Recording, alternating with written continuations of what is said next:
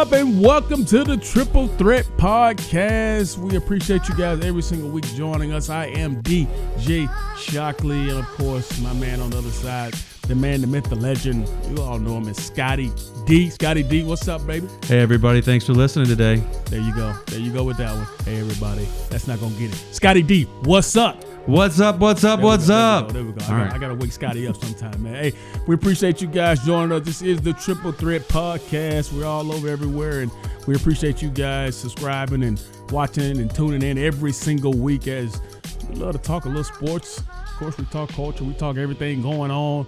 And today is no different, but I am hyped. If you can't understand how hype I am today, it's for one particular reason. Because football is here. Football is back. We've had it for the last couple of weeks. But tonight, you got Chiefs versus Texans on prime time. Two of the top QBs in the National Football League going at it. And Patrick Mahomes and Deshawn Watson. We'll talk about that Deshawn Watson money in a minute. He just got broke off pretty good. We also got college football tonight. We got UAB taking on the Miami Hurricanes stepping up and playing tonight on prime time as well. A lot of football this weekend as the ACC and the Big 12 get started up this weekend. Georgia Tech is taking on FSU in prime time at 3:30 on ABC. The number one team in the country, the Clemson Tigers, visit Wake Forest. You got Duke at number 10, Notre Dame. Yes, Notre Dame is in the ACC. Playing an ACC schedule this year should be interesting. Missouri State versus number 5 Oklahoma. Spencer Rattler getting his first start. Might as well say Spencer Rattler is already shoo-in for the Heisman. We know how Lincoln Riley does over at Oklahoma. But we'll see how that turns out. UTEP takes on number 14 Texas. And, of course, we talked about it. It's been a big story. Everything that's going on around the country with the pandemic and the COVID-19 stuff that's happening, there will be some postponement. Baylor versus La Tech was postponed. UCF versus Florida International postponed as well. So it's going to be part of it this year. We're going to have a couple games that's going to be missing this year, but hopefully we get to finish out the season. Scotty D, what are you looking forward to in the game tonight, or any game this weekend, I should say? Man, I just can't wait. Yeah. I mean, it feels like we've been waiting. I mean, what are we? We're going to be 2 weeks late, 3 weeks late than normal. Yeah. But, man, It feels like so much longer. Feels like so much longer. By the way, regarding your comments on Spencer Rattler and the Heisman, we have Trevor from South Carolina on line 1 that wants to talk to you. I said he's going to be in the race. I didn't say he was going to win it. I said he was going to be in the race. So, yeah, tonight's game, man, not only two of the best quarterbacks in the league, but definitely the 2 top paid quarterbacks in the league. No doubt. Man, I'm excited. I think that the Chiefs are going to defend they're going to start their title defense with a win tonight. Okay. I think they're a much better team than the Texans, but it should be, hopefully it's a good game. Yeah, it's going to be fun to watch, man. I mean, I think everybody's looking forward to some football and seeing some live action, so it'll be fun to watch that this week. I know a lot of Clemson fans are looking forward to watching Clemson get out versus Wake Forest and see what Notre Dame looks like in the ACC. Now, we talked about, you said Deshaun Watson got some big money. Patrick Mahomes, we know, all signed big deals. Let's talk about these huge contracts that went down this week, actually. Deshaun Watson signs a 4-year, $156 million deal, average around $39 million a year, $27 million is signing bonus. Worthy of it? Man, I love Deshaun Watson. Local kid, good kid. Shout out my man John. Never Todd. heard a negative thing about him, and I'm happy for him for sure. Shout out my man John Todd. He's my neighbor. He loves some Clemson. He's all about Deshaun Watson. So any talk about Clemson, he's all for it. But Deshaun Watson definitely deserving. Another Clemson guy, DeAndre Hopkins, gets broke off some ridiculous. He agrees to a 2-year, $54.5 million extension with the Arizona Cardinals. $42.5 million guaranteed at signing. So he's going to make around $27.2 per year. And this deal keeps him in Arizona for the next 5 years through the 2024 season and can get up around $94 million. So he's making around $18.8 this year. But I think the most important thing about this deal was my man DeAndre Hopkins did it himself. He calls himself Agent Hop. So if you don't know, this man negotiated his own deal to get this kind of big boy money. And when they asked him, why did you do it yourself? He said, I negotiated this deal because I wanted to be in the front office once I get done playing. So he said this was the best way for him to learn the language, the contract, how they do things. And kudos to him, man. Got himself a good deal. Yeah. And he's keeping that, 8%, 10%, whatever it is. Keeping all up. I've never had an agent, so I don't know how much you got to give them. But he gave some parting words to the back at the Texans too, and Bill O'Brien. Yeah, Bill O'Brien. I still don't get. I don't understand. I'm gonna leave it alone, but I don't know how you get rid of one of the top 3 receivers in the game and just let him go somewhere else. But I know Hopkins glad he's gonna be around Kyler Murray for the next 5-6 years, so that should be an interesting tandem. Probably gonna take over for old Larry Fitz here. Yeah, be the new face in Arizona. It's so good. I mean, think about Kyler Murray's situation. First of all, you got one of the smartest, best receivers that ever played the game in Larry Fitzgerald to learn from, and now he's got legit top 3 actual receiver right now in the league on his team. You know, got Kingsbury calling the play. So I mean, that's a young duo they're going to have there for a very long time. Also, Jalen Ramsey. Jalen Ramsey signs a 5-year, $105 million extension with the Rams, and this is the largest contract ever for a cornerback. He signed this contract worth $100 million, $71.2 million at signing, and it's the largest guarantee to a defensive back. So Jalen Ramsey setting the standard. He's a guy that's been talked about. He's been ridiculed at times, but this guy found a way out of Jacksonville and now is balling, and he's gonna need all that living out there on the West Coast. But I guess all that pouting paid off, didn't it? Paid off big time. So shout out to them dudes, man. All them dudes getting paid this week and setting themselves up for a very, very long career and lots of money to deal with. Jumping to a little bit more college. Earlier this week, Jamie Newman, quarterback at the University of Georgia, opted out and said he is going to get ready for the NFL draft. That leaves J.T. Daniels and DeJuan Mathis as the 2 probable guys to step in that role. Scotty D, I know you're not a Georgia fan. You're not a Georgia guy. I'm sure you were excited to see this. Initial thoughts when you saw Jamie Newman opting out with 3 weeks before the season starts. Well, having that athleticism, that to me is a lot tougher to address from a defensive standpoint. Yeah. So, I mean, and I don't know how really healthy JT Daniels is. So we'll see. But if you ask me who I want my team to face, it's JT Daniels. Yeah, but everything put it on the bulletin board.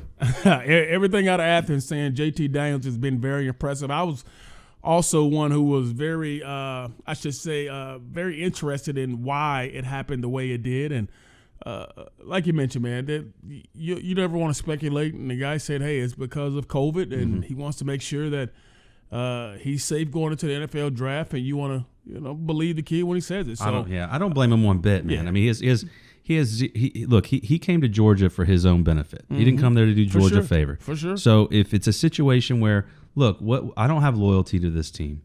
I don't like the timing personally very much, but I mean, timing's a little suspect. But I totally understand his situation. Yeah. I was excited to watch him play, man. I watched a lot of film on my way at Wake Forest. Was a productive player. Was looking forward to him in that new Georgia system under Todd Monken with some, I think, better talent around him, and I thought he was going to be one of the top players in the country. But obviously, that will not be. He will be taking his talents to the next level, and that leaves J.T. Daniels and DeJuan Mathis, who I've been really impressed with. I've seen him a couple of times. Another athletic kid, can run, can throw, has the ability to really put a lot of pressure on teams. And J.T. Daniels, we've seen what he did when he was at USC as a freshman, coming off an ACL. So I think these will be 2 guys who have an opportunity to play this season. I think they both will play, and for Georgia, it's going to be interesting to see which one of those guys takes the reins, and they're always benefited by a good defense. So it'll be fun to watch Georgia this fall and see which one of those 2 guys shows up and possibly takes the reins and sends them on to possibly another championship run. Moving on to the NBA. Bucks lose. Giannis was out. They were ousted by the Heat on Tuesday. Red hot Jimmy Butler still doing work in the bubble. The Lakers took a 2-1 lead on the Rockets on Tuesday behind LeBron James, who now holds the most playoff wins in NBA history with 162, just past former Laker Derek Fisher. So that's a lot of wins for LeBron James. That's 2 full seasons worth of playoff wins. Man, that's crazy. It's ridiculous. So a lot going on in the bubble, but a lot still to be had as teams are still scrapping and fighting it out to get to the finals. Marvin Williams, though, who just finished playing with the Bucks. People in Atlanta know Marvin Williams pretty well. Was drafted by the Hawks with the 2nd overall pick back in 2005. Played 1,072 NBA games, decides to retire at the age of 34 after 15 years in the NBA. I didn't know he's still playing. He's just playing for the Bucks. Come on, put some respect on Marvin Williams' name, man. He played 15 years. Well, but Marvin Williams is going to retire at 34 after 15 years. So big props to him for a long career. Billy Donovan, no longer the OKC Thunder coach. They decided to mutually part ways, and I hear the Bulls will pursue him pretty hard. You know, I think this is Billy Donovan's best coaching job ever because I think he was there for a year with the whole gang. Mm-hmm. He lost Durant after 1 year. Mm-hmm. Now he's lost Westbrook. Mm-hmm. And so I was a little surprised by that. Yeah. They took Houston to 7 games, right? To the wire. So I was a little surprised. Now I hope I don't dislike Mike White down at Florida. Mm-hmm. He's an okay dude. When he got rid of Billy D, you was mad about that. But if Billy Donovan is available, well, they didn't get rid of him. He went to the NBA. That's what I'm saying. But yeah, if Billy D is available and Billy D. Williams he's looking to get back into Gainesville, I fully support that. You'd be down for that? Yeah. I don't know, man. We've been so long in the NBA, man. Who knows? Well, he gets those big paychecks in the NBA. Yeah, man. Chicago pay him. Yeah. Last thing before we get to our featured guest today, who, by the way, is the one and only Mark Schlabach, who, oh, man, we got some good stuff to talk about with Mark, from his dog running the Sanford Stadium to who's going to win the whole entire everything in the SEC, ACC. He's going to give some good insight on all that coming up. Last but not least, I got to talk about my golf. I love a little golf. This past weekend in Eastlake was the Tour Championship, and Dustin Johnson goes and collects $15 million for the weekend, goes out and just crushes the field. And I had a chance to be out there, Scotty D. I had a chance to be there. You're sending me pictures. Yeah, I had to be there Sunday and Monday. And I got a chance to be there and walk with Dustin Johnson and Xander Shockley, who I know you like. So I had a chance to do that. So shout out to my guy, Tony Philo at Coke, man. He hooked me up with that. I was pretty excited about that. Had the opportunity to go out there. So truly blessed, man. I was excited to be out there. I love golf, but to see it firsthand, you have no idea how clean and flush these dudes hit this golf ball. But it was fun to watch Justin crush it. And see, you got to see it with like 7 people there. Yeah. That's cool because you could hear it. You could hear that noise so good. You're on the rope the whole time. That's awesome. I'm super jealous. And you know what? But I got it. Despite the big lead going into Sunday, I got exactly what I want, which is DJ started to look like he was going to run away. Then he came back a little bit. And then Xander and JT started coming up to him. And so it got really competitive. So when it started, I just said, give me 16 good holes, 15 good holes. Yeah. Because I know at some point he's going to have a big lead and just coast in. But we got what we wanted. It was some good golf, man. These guys were throwing darts. What's interesting is, I didn't know why you're out there, they don't have the leaderboards like on every hole. The leaderboards is spread out between like 5-6 holes. So you don't know what's happening a lot of times around you. And then you don't have most tournaments, you can hear the roars if somebody has a birdie, a big putt. You don't get none of that because no people out there. So for 5-6 holes, you're not sure if you're up 2, you're up, 4 or 5, what it is. So that was another interesting dynamic about the Tour Championship, which was really cool to see. So Eastlake had it looking in pristine condition out there. Looked gorgeous on TV. It was beautiful. But, man, I'm looking forward to talking to this next guy, Scotty D. Yeah. You know him pretty well. You got a buddy that knows him pretty well. Yeah. My man Mark Schlabach is coming up next. He's going to talk to us everything about college football and who he expects to be in the Heisman race, but also, more importantly, who's going to win each one of these divisions and who are going to have some upsets. That's going to be fun. You got some upset picks. So tune in, man. We got Mark Schlabach coming up next on the Triple Threat Podcast.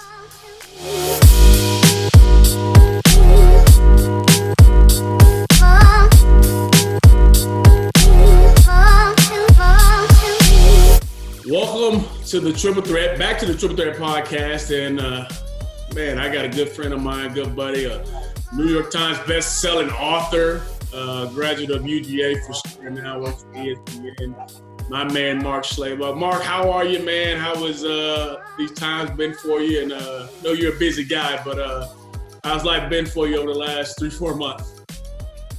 It's been good, man. I got my oldest daughter is a sophomore over at UGA, and she was home, and she probably hated it, but we loved having her back to have the family together.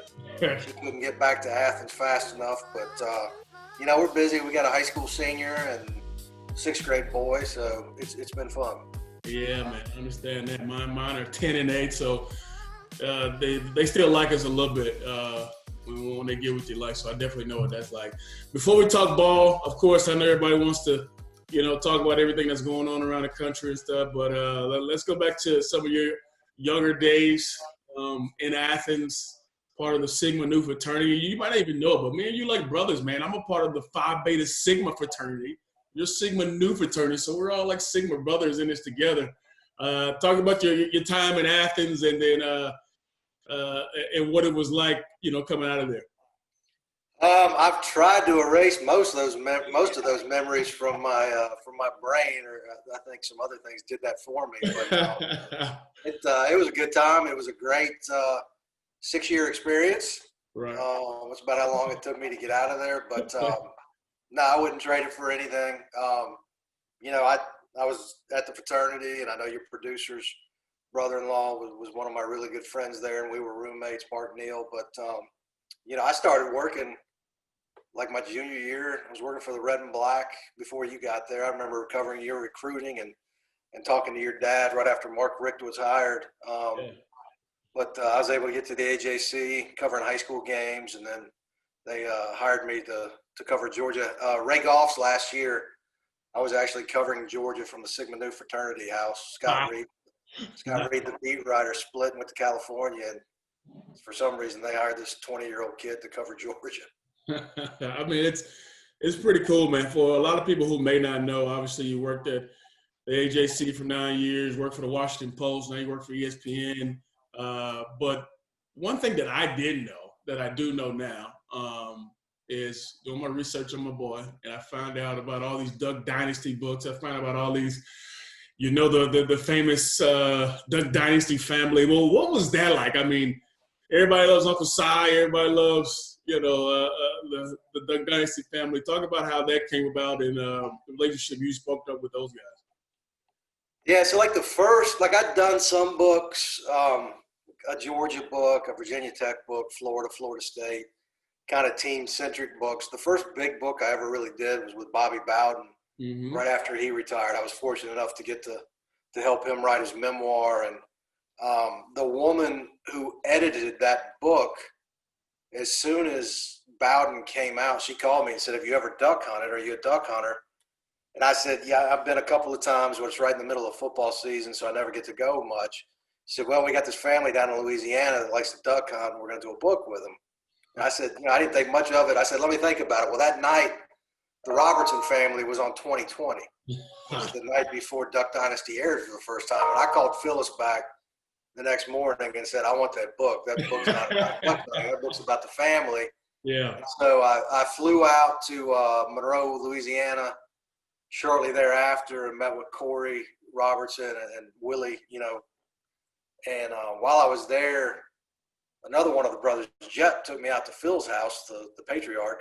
Yeah. And I met him in his double wide trailer next to the river out there, and he said, "If you're smart enough to write Willie's book, you're smart enough to write my book." So a 1-book deal turned into a 7-book deal, and nice. DJ, thank God for Walmart, because they absolutely killed him. I mean, did you grow a beard and everything? I mean, you had to conform to the family and everything, right?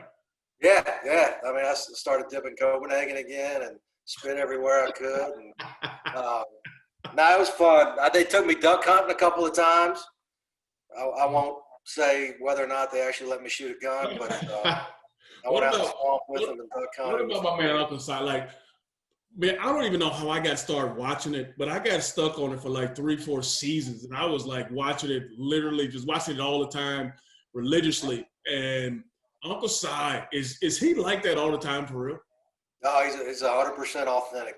I mean, a lot of that show it's reality television, but the majority of it was scripted. But his personality, he is exactly like that. My favorite Uncle Si story was when I was doing his, I want to say it was his second book. I went out there and he wrote a check or something to cover my expenses to come out there. And he said, hey, we worked for a few hours. And he said, I got to go. I got a poker game. And so we go to his buddy's house. I said, can I come? He said, sure.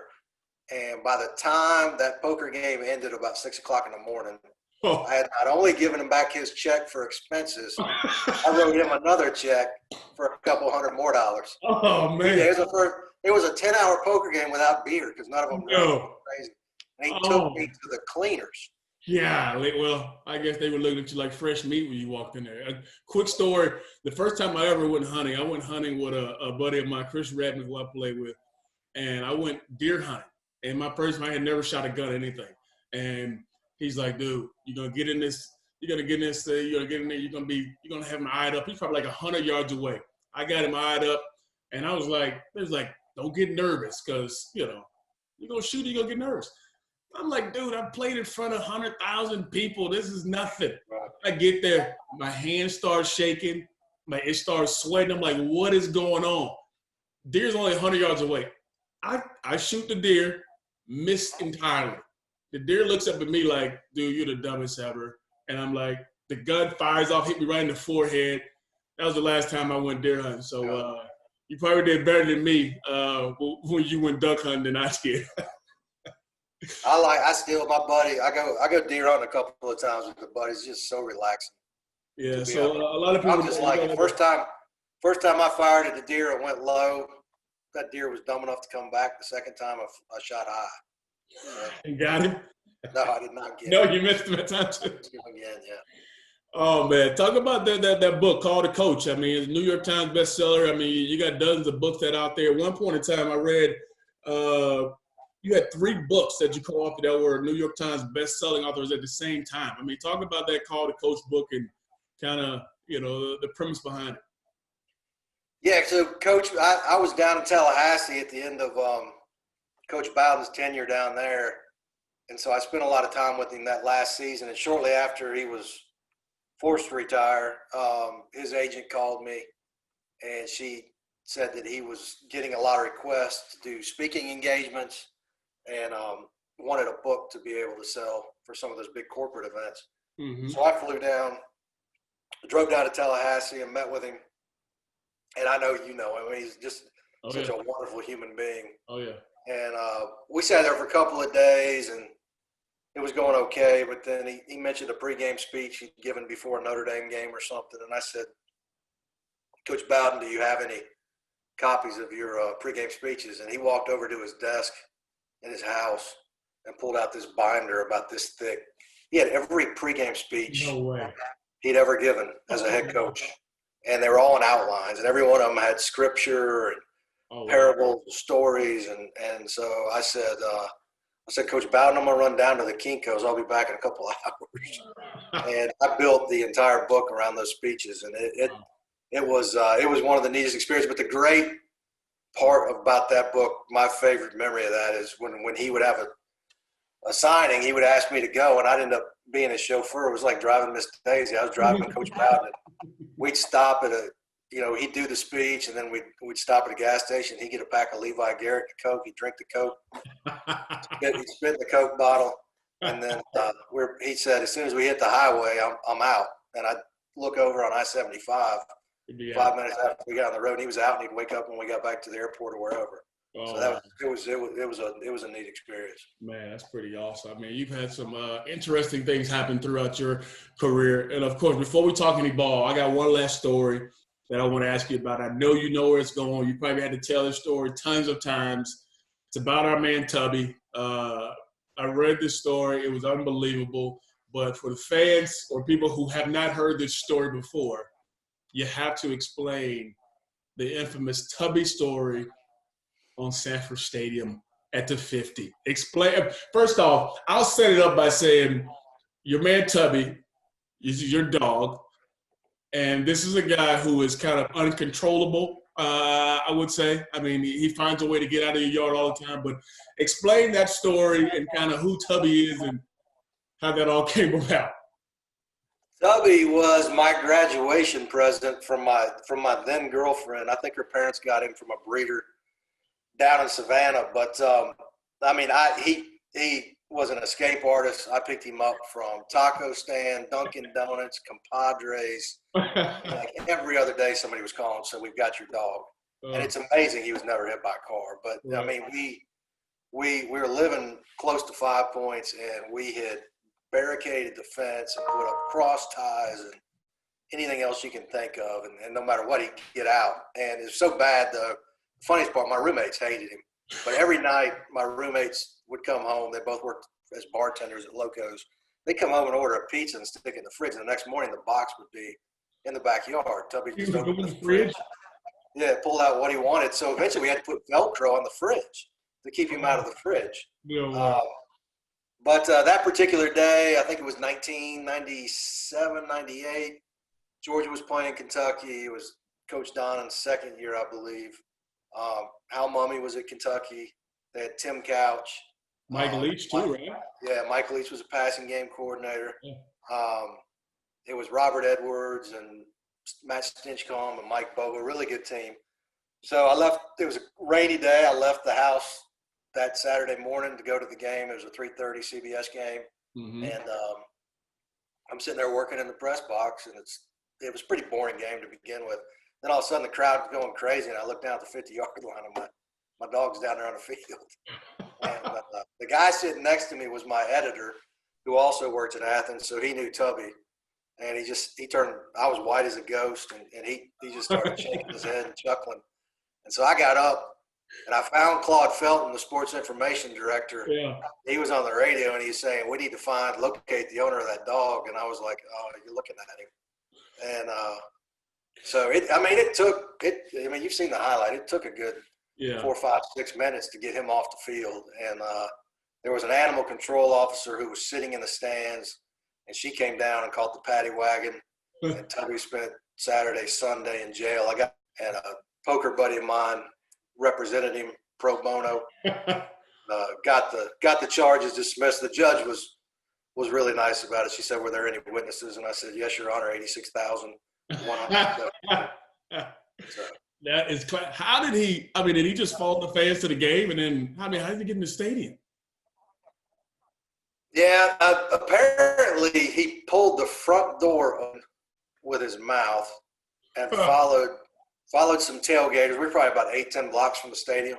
Yeah. He followed some tailgaters. And Michael Adams, who was the president at the time, told me later that he was coming in behind the redcoat marching band right before halftime, and he saw Tubby shoot by. And, I mean, you've played there. I mean, you know there is a chain-link fence behind the hedges with big gates, and they close the gates. There's one gap that wide, and the dog found it.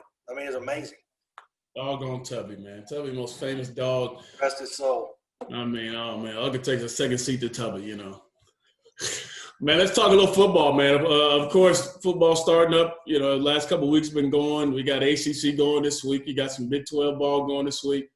Talk about the ACC, man. Is there anybody who can take out the big, mighty Clemson, or are there a couple teams you think has a chance to give them a run? I know Notre Dame now in the ACC. Are they the biggest threat to Clemson? Yeah, I think so, just because they've been there before. They've been on that stage. You know, I really like North Carolina. Mm-hmm. I love the job Mac Brown's done in Chapel Hill. They bring back Sam Howell, who was fantastic as a freshman.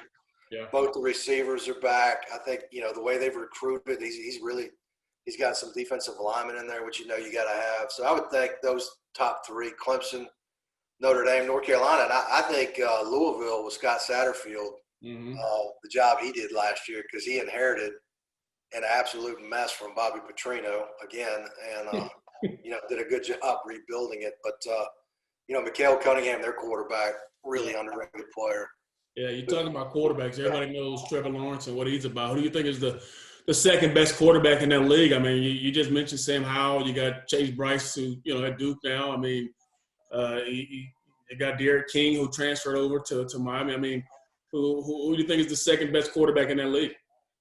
I think Sam Howell will probably put up the best numbers just because of the weapons he has coming back. But, I mean, De'Aaron King at Miami, if he's able to do what he was able to do 2 years ago at Houston, you know, he'll be a Heisman Trophy candidate. You know, my question is, does Miami have enough talent around him?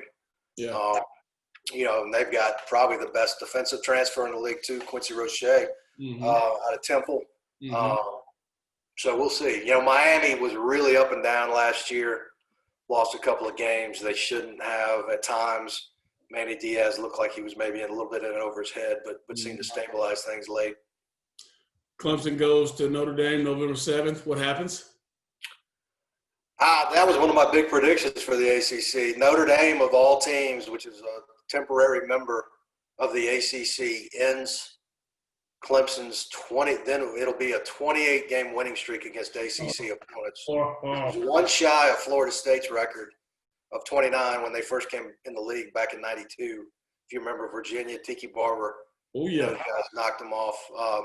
I've got Notre Dame knocking off Clemson in South Bend on November 7th, but then Clemson comes back and wins the ACC championship game. Man, okay, I like it. All right, let's jump over to the Big 12. Obviously, Big 12, Oklahoma, Texas, all the big names in that rivalry. Spencer Rattler, who been waiting his time. Can we just say he's automatically going and be a Heisman candidate with what Lincoln Riley does with QBs? I mean, he's going to be legit, and Oklahoma's still going to be the contender in the Big 12? Yeah, I still think they're the team to beat. You know, I think as long as Lincoln Riley's in Norman, they're going to do what they do, and that's score a ton of points. And, you know, I talked to him a couple of weeks ago about Rattler, and he said that, you know, he's as talented as the guys before him. That doesn't necessarily mean, you know, he'll win the Heisman, but, you know, he's got all the tools, and he was a big-time recruit out of Phoenix. The one thing that does concern me about Oklahoma is Kennedy Brooks opting out. He was their top returning rusher. Apparently he's going to opt out. They bring back the center, who's probably the top center in the country. And defensively, I think they've had 29 defensive players leave over the last couple of years since Alex Grinch got there, and I think it was more of a purge than anything else. I just think that the talent level on that side of the ball was just not very good, and he's really worked hard to try to fix it. Who wins that Red River rivalry? I know Texas, you know, they got a quarterback that's been there for a while. He's done it. He's played in some big games. Can he finally get over that hump? Yeah, that's my big upset. Texas over OU in Dallas, but I still have OU winning the Big 12. But yeah, Ellinger, he's already played against Oklahoma 4 times. Right. All the games in Dallas have been really, really close. I think each of the last 6 were decided by a touchdown or less.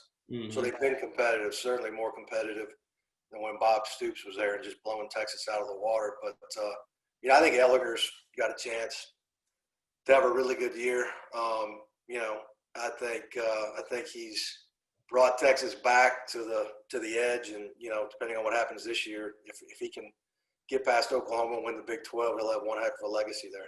Well, looking forward to some big-time football. Obviously, SEC starting up in a couple of weeks. We're both Georgia guys.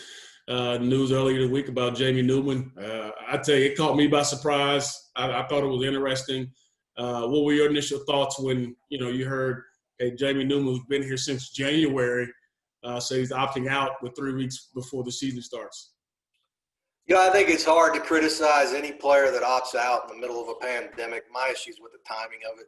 Right. I just don't think you do it to your teammates and your coaches right 3 weeks before the start of the season. That's my issue with it. He has every right to do what he did, but I think if you're going to do it, you do it back in June or July and give your teammates and your program a chance to fix things. I mean, I think for Kirby Smart, the good thing is he had a hell of a security blanket with JT Daniels. He's coming back off of knee surgery, but, he was very accomplished as a freshman at USC, and if he can come back from that ACL, I don't think they'll miss a beat. Is Alabama still the team to beat? Obviously, they Mac Jones played well when he came in last year. They got tons of talent still. LSU's losing dang near everybody on their squad. You still got Auburn sitting there. Everybody thinks Texas A&M, who I think is a sleeper as well, with all the guys coming back with Jimbo and Kellen Mond. What do you like about the SEC, and what do you think that shakes out at the end of the season? Yeah, I think in the East, I think it's Georgia, Florida. I went with Georgia because of defense and the fact that Georgia's had the upper hand. And Kirby seems to have his way with Dan Mullen a little bit and Todd Grantham. I think the winner of that game in Jacksonville will decide which team will play in the SEC championship game. In the West, I'd still have to go with Alabama. I mean, they lost a ton, but I like Mac Jones. I think you'll see their offense go back to the more traditional Nick Saban style of play with play action and pound and ground. And they've got Najee Harris, and, he's going to be one of the better backs in the country. Got really, really improved last year in terms of catching the ball out of the backfield. They've still got Devontae Smith and all those other receivers, so they got some targets. Defensively, they had some key losses to injuries last year, get Dylan Moses and some of those other guys back. So I think defensively they'll be strong. I had A&M number 2.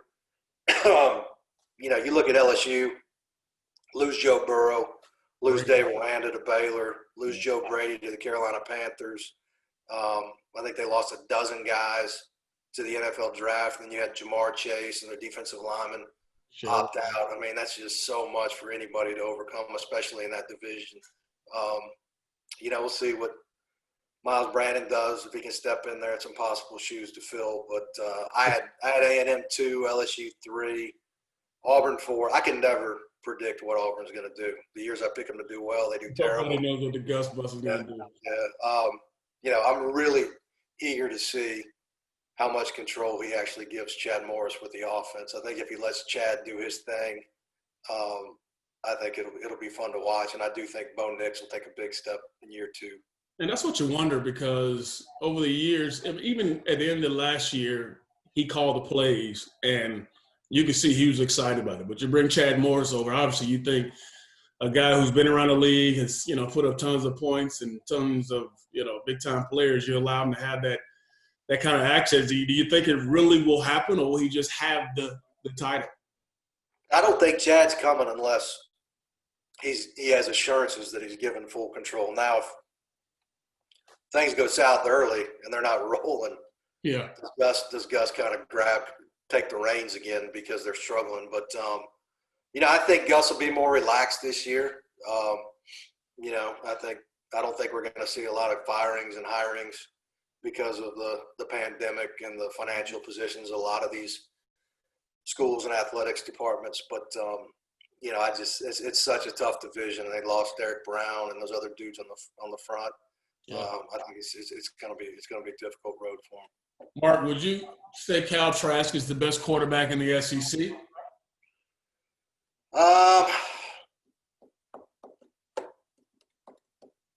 Yeah, it's probably him or it's probably Trask, just in terms of proven guy. Yeah. I'm eager to see what JT Daniels does. I think KJ Costello at Mississippi State, former Stanford starter, who also is coming back from injury. I think he'll put up huge numbers in Mike Leach's system. Now, whether or not Mississippi State actually plays any defense remains to be seen. But they're gonna throw the heck out of the ball. Yeah. I like Mond. I think he got better last year. Still needs to improve on his accuracy some. Needs to play better on the road. Yeah. But I think he did improve under Jimbo. And I think another offseason, as messed up as it was under Jimbo, is going to only help him. Mark, I'll let you get out of here, man. Obviously, there were 4 new coaches in the SEC. They started out in some real, I want to say, pickle-over games. The SEC didn't do them any favors with their start schedule. Who do you think has the better year this year with those 4 new head coaches and Kiffin and Eli and, Sam Pittman at Arkansas? I mean, who has the better year? I think I ended up going with Leach at Mississippi State, but I think it's probably a toss-up between Ole Miss, Lane Kiffin, and Leach at Mississippi State. Probably the winner of the Egg Bowl. You're right. Welcome to the SEC. The league absolutely did them no favors in terms of scheduling, and I don't care how much you love the SEC, you can't tell me or argue that the SEC didn't look out for its best teams. No doubt. I mean, Sam Pittman, poor guy at Arkansas. I mean, they'll be lucky to win one game. It's just, it's hard. And I mean, the biggest thing is, I read this morning that Ole Miss has had some serious problems with contact tracing and injuries and kids actually being sick. And I mean, those schools just don't have enough depth. And I think it's only going to be exasperated this season. Saw that with Tennessee. I mean, Tennessee the other day, they couldn't even practice. They had like 44 guys that were out. So that's going to be a big part of it in the pandemic. Last thing, all the talk about, the Big Ten and the Pac-12 opting out really early now. There's talks of possibly it happening, Halloween or whatever it may be. Well, what's your take on that whole situation? Did they do it too early? Do you think they'll come back in the fall? What do you think is happening there? The only thing I think a lot of it has to do with where your universities are located. I mean, it's naive to think a lot of this isn't political. Mm-hmm. But I just know from what, when we reported it 2 or 3 weeks ago, a lot of their presidents and chancellors and medical people were concerned about the unknown effects of COVID on the heart and some other long-term concerns. I think there would have to be decisive information that changes their concerns. I think the new, more reliable, faster testing for COVID is going to help. And we saw the Pac-12 announced last week that they're going to have that available by mid-October. Yeah. I would be surprised if it's before Thanksgiving. I just think it's going to be hard for some of those schools, particularly in the Pac-12, to come on board with it. I mean, there's still, 5 or 6 schools in Arizona and California and Oregon that can't practice. So until those local ordinances change, it's not going to happen anytime soon. Wow. One guy not named Trevor Lawrence that wins the Heisman. Here's your walk-off for Mark.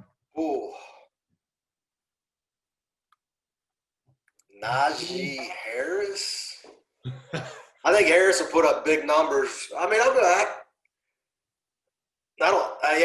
I can't go with a redshirt freshman. I would say Spencer Rattler at Oklahoma. Just he's going to put up huge numbers. But Trevor Lawrence, without Justin Fields in the race, I think is by far the big preseason favorite. Awesome. Well, Mark, you've always been a good friend of mine, man. We've always been good buddies for a while, and it's always good to chat with you. You see everything college football. We love it. So appreciate you joining the Triple Threat podcast, taking a little time to talk to me, and some great insight on stuff going around the country, man. So we appreciate it, and stay safe. Thanks, DJ. Thanks for having me.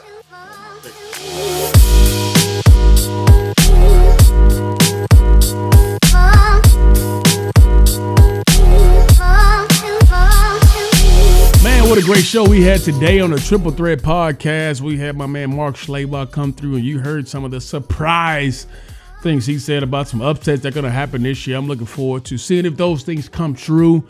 Appreciate my man Scotty D and all his great insight as well. We want to thank you guys for joining us on the Triple Threat podcast. Continue to subscribe. Continue to tell somebody. Continue to listen. We appreciate every single person that listens in weekly.